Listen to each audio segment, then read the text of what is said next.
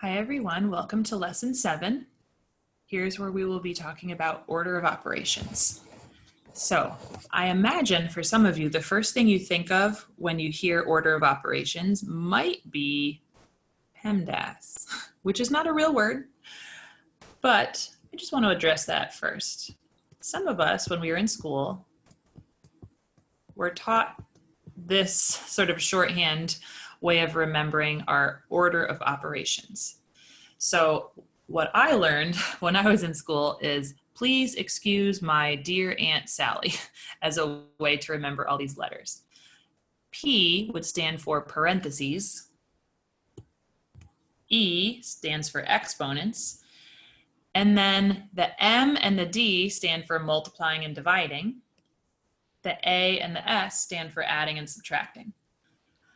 Now, I'm not sure if this is still being taught this way, but I will just say right now, there's a bit of a problem with writing out PEMDAS or whatever these letters are in this order, because it implies that there's 6 steps that you do in order: parentheses, exponents, multiply, divide, add, subtract.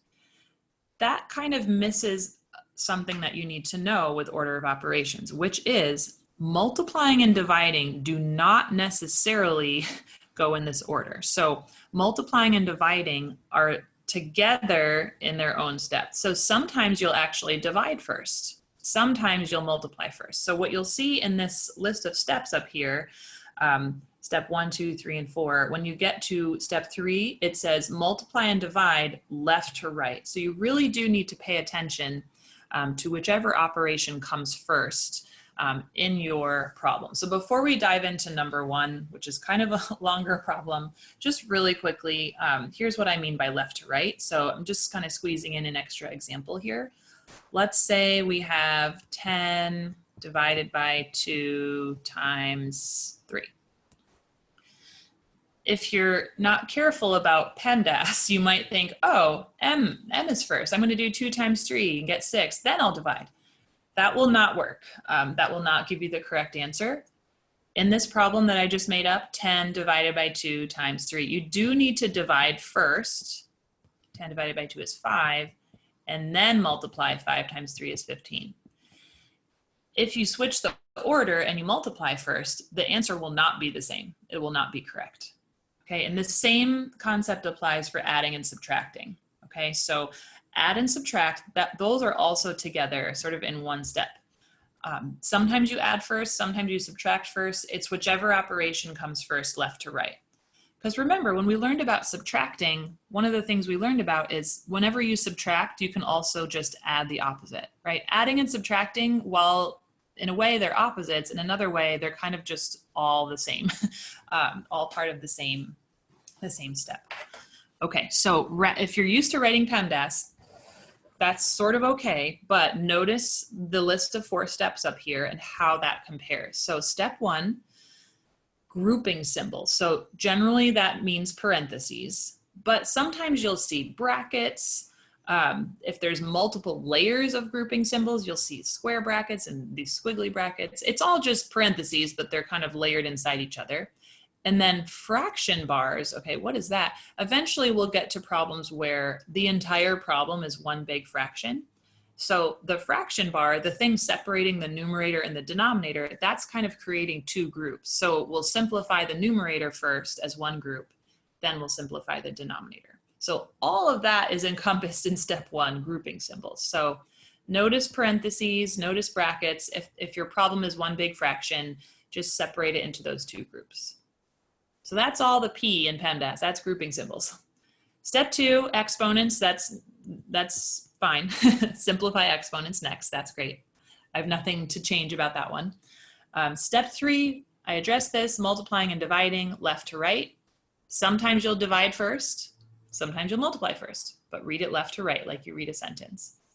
And then finally, step 4, add and subtract left to right. Sometimes you'll add first, sometimes you'll subtract first. Read it left to right.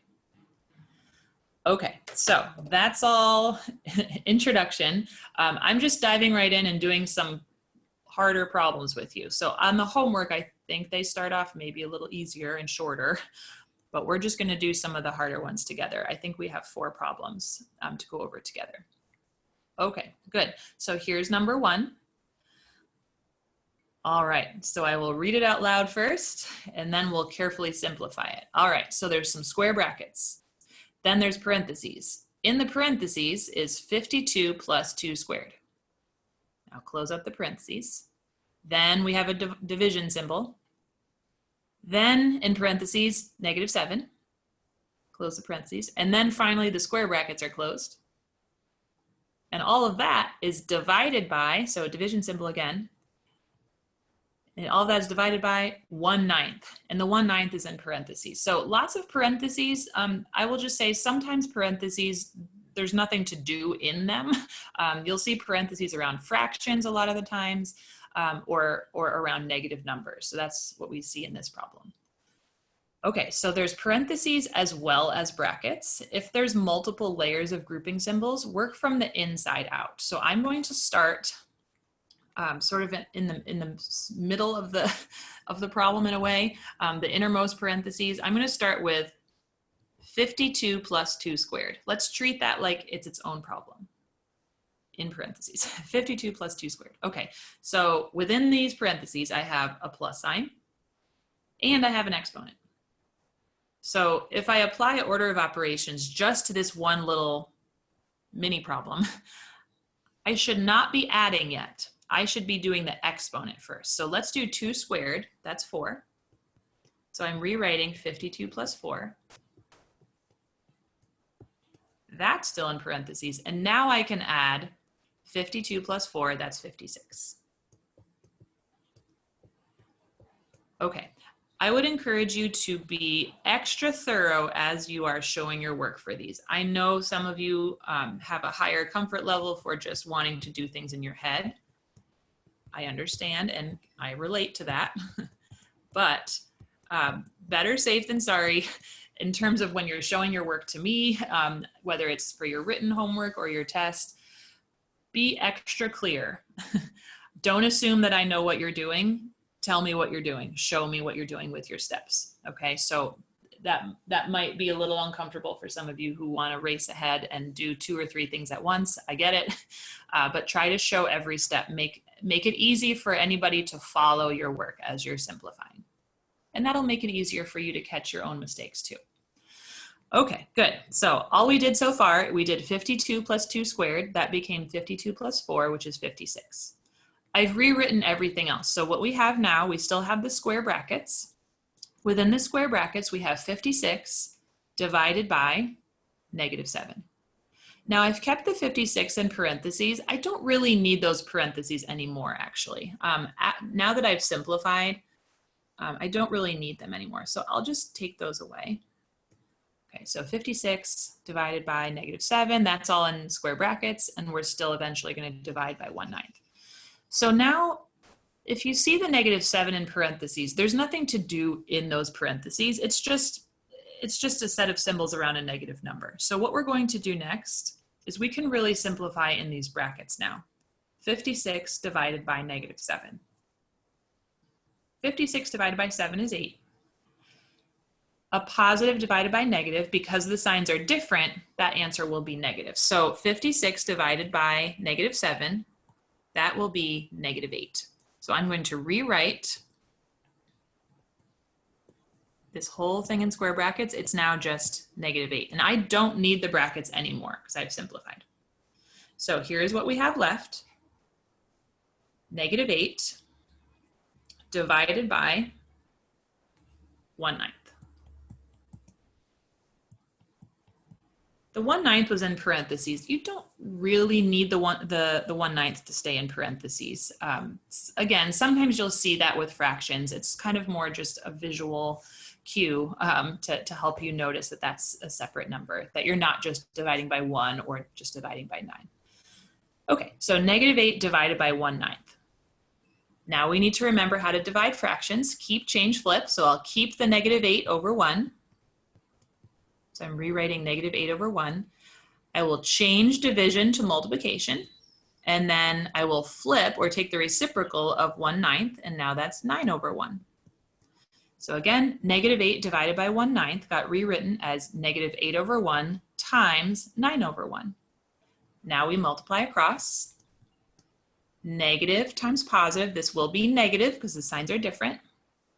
8 times 9 is 72 over, and then 1 times 1 is 1. So I'm getting negative 72 over 1. Now we worked so hard to get to that point. I will tell you, if you type this answer in, it will be marked wrong because leaving something over 1 is not considered simplified. So it's important that we write our final answer as negative 72. Okay, very good. I really wish you were with me here so I could ask, do you have any questions? But we'll be together in our Zoom meetings, and there's other ways, of course, we can communicate. But if there's any step here where you feel lost or you don't understand, do your best to make a note of that. And that is something you can ask during our class times, okay? All right, so our final answer there is negative 72. Your work does not have to match mine exactly, but have a way to show your work. Have a way to show what step you're doing along the way for these problems. All right, I'm going to move on to number 2. All right, so this one has parentheses, square brackets, as well as the squiggly brackets. Okay, all of those grouping symbols, there's not really any difference between them other than it's kind of like color coding, right? So it's if we could color code all the time, maybe the inside parentheses would be blue and then the square ones would be red and then the outside ones would be green or something. Otherwise, there's no difference. It's just helping us to keep track of the layers. Okay, let's see if I can read this one out loud. Ready? So it's a squiggly bracket, 12 minus 9. Then there's a square bracket. Inside the square brackets, we have 4 minus, then there's parentheses, 15 divided by 5. Now the parentheses get closed. Also, the square brackets get closed. Now there's an exponent of 2 right outside the square brackets.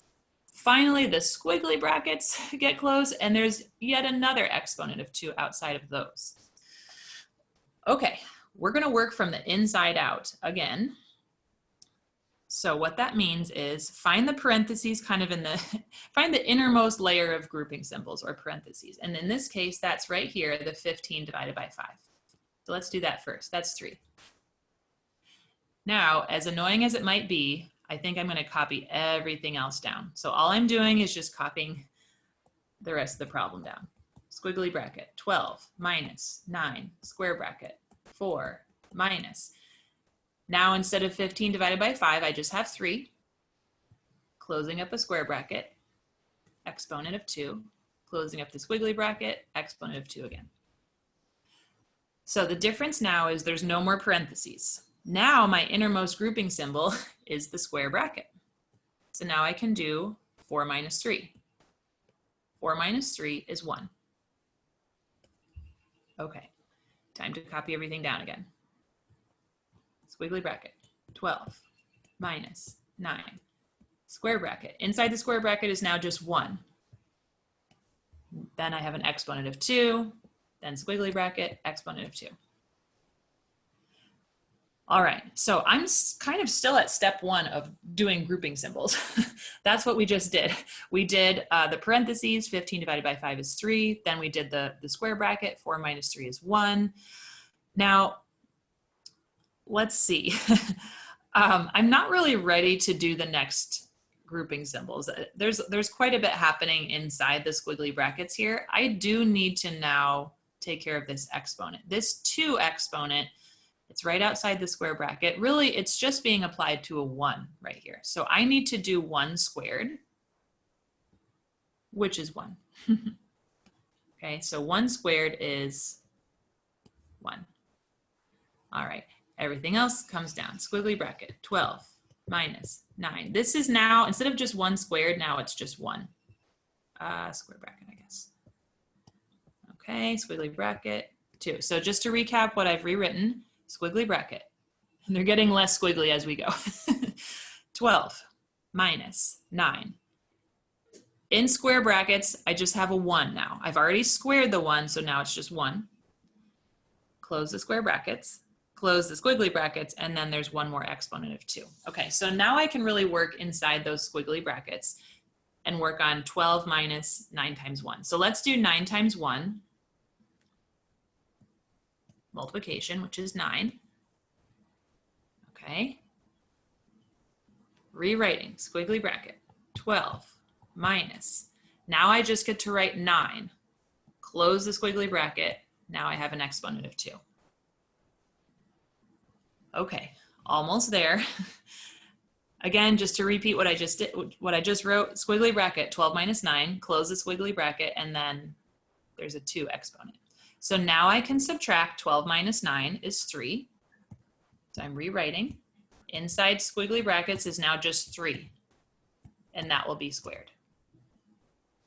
So 3 squared is just 3 times 3, 9. So my final answer here is 9.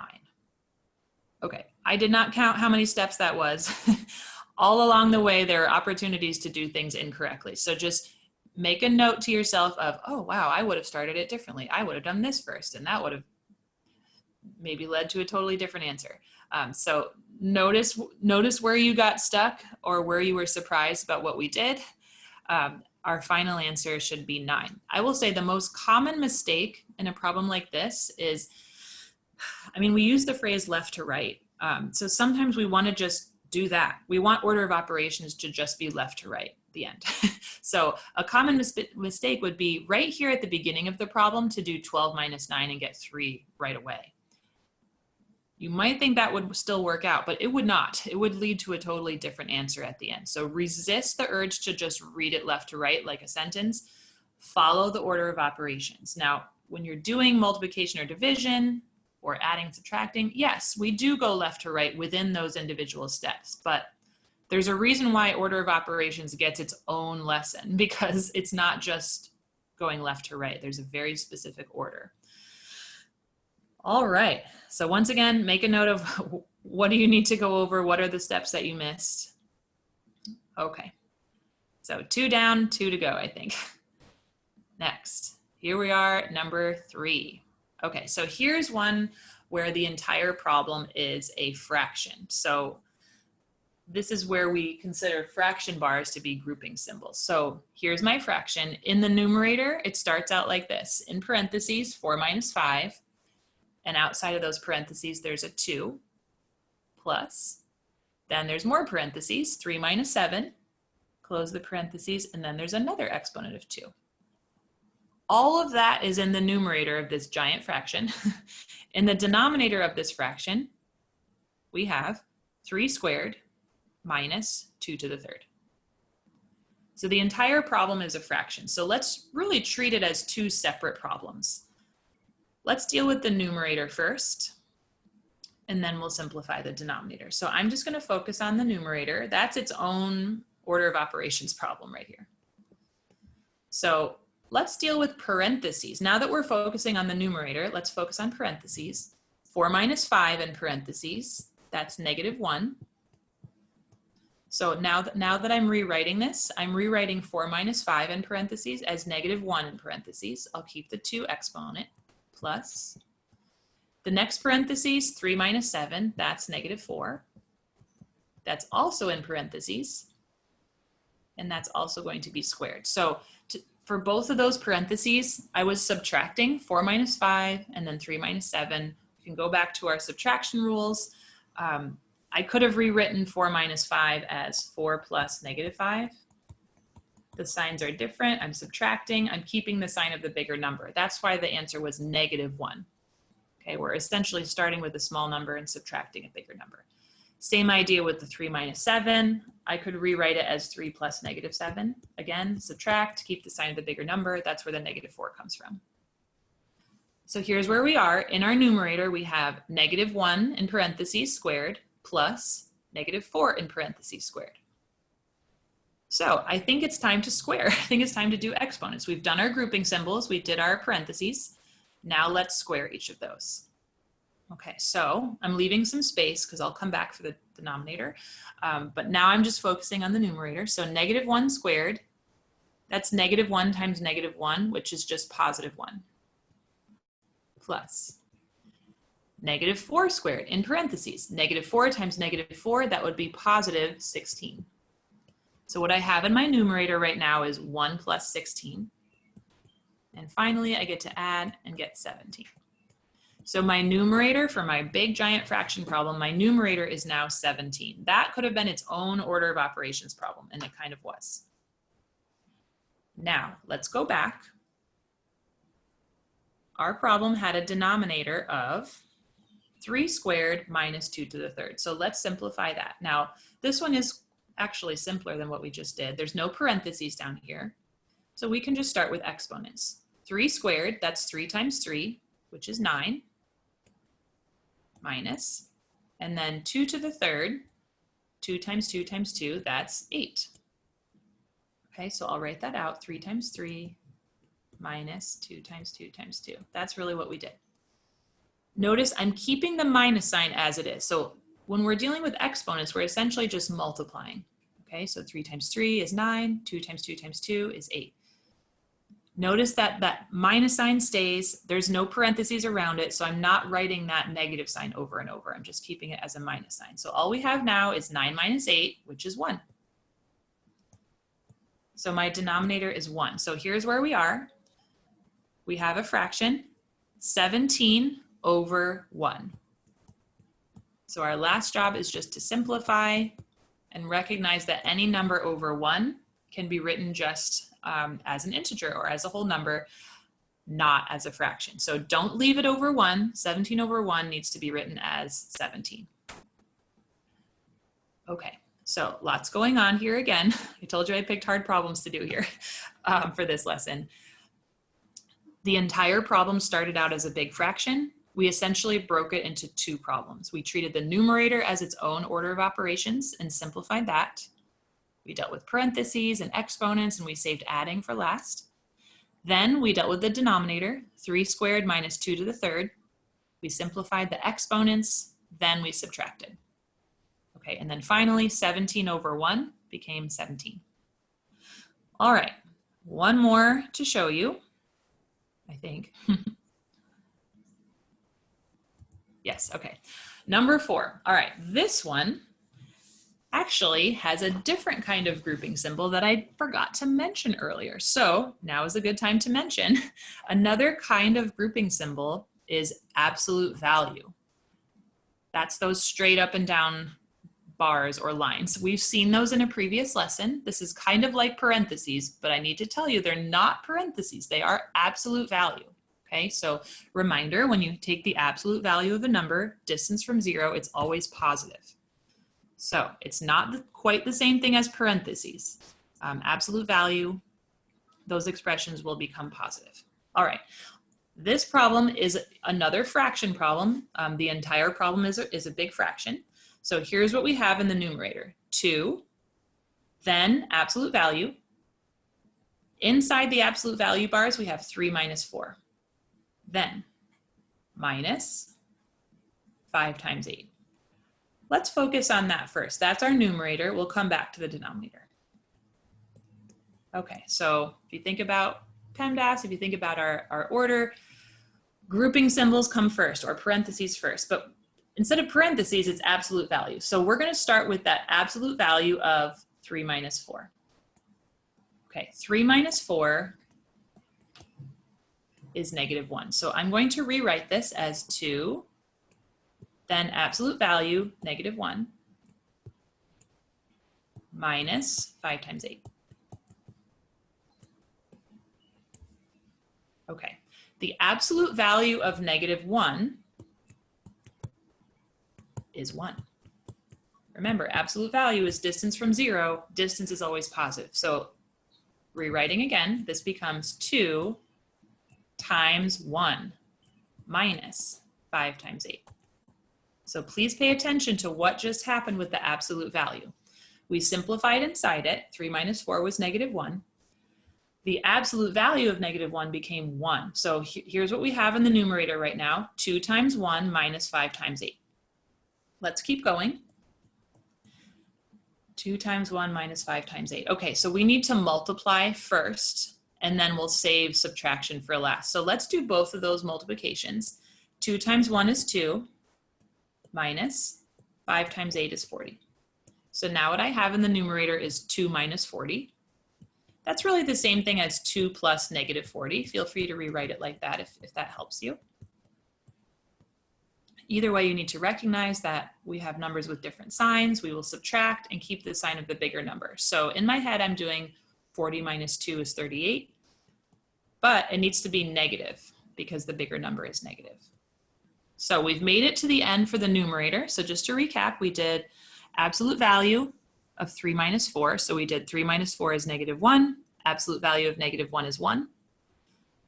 2 times 1 minus 5 times 8. We multiplied. 2 times 1 is 2. 5 times 8 is 40. 2 minus 40. It's the same thing as 2 plus negative 40. I subtract and keep the sign of the bigger number and get negative 38. So I know that my fraction will have a negative 38 in the numerator.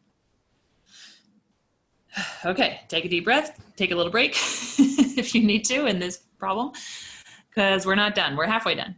All right. Now we're back. Numerator's done. Now we're going to look at the denominator. Okay. This one also has absolute value. So here's what's in the denominator. 6 times 5 minus 6, and then there's absolute value. In the absolute value, we have 6 minus 3. So once again, 6 times 5 minus 6, absolute value, 6 minus 3, and then close the absolute value. So just like last time, we'll start with the grouping symbols. The grouping symbols are absolute value. So 6 minus 3, that's 3. Okay, so I'll rewrite this. 6 times 5 minus 6 times the absolute value of, and in the absolute value bars, we're going to write 3. Now, the absolute value of 3, that's just 3.